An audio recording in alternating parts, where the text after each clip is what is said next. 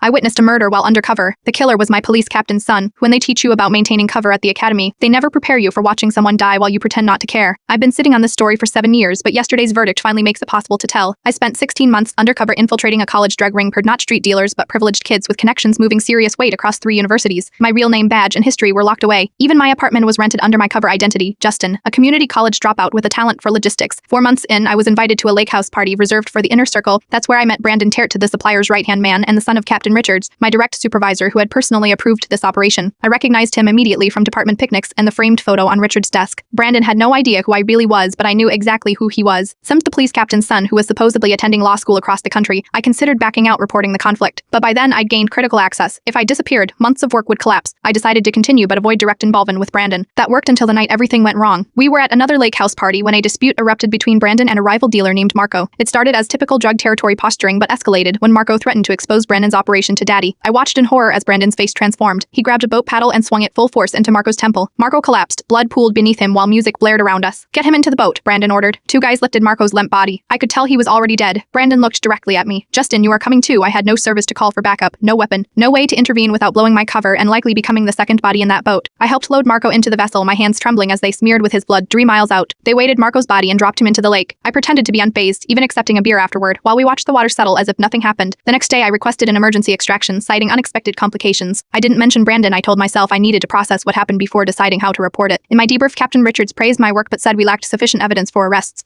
The operation was mysteriously shut down. Marco was reported missing, presumed to have fled over drug debts. I spent the next 3 years watching Captain Richards receive promotions, while the memory of Marco's body sinking into the lake haunted my sleep. Brandon graduated law school, parent a cover story maintained by his father, panned and joined a prestigious firm. Eventually, I transferred to another state, carrying evidence I'd secretly gathered the night of the murder. Last year, when Richards was being considered for police commissioner, I finally brought everything to the FBI. Yesterday, both Brandon and his father were convicted, Brandon for murder, Richards for obstruction of justice and evidence tampering. As I testified, Richards stared at me with pure hatred, the same look I've given my own reflection for 7 years.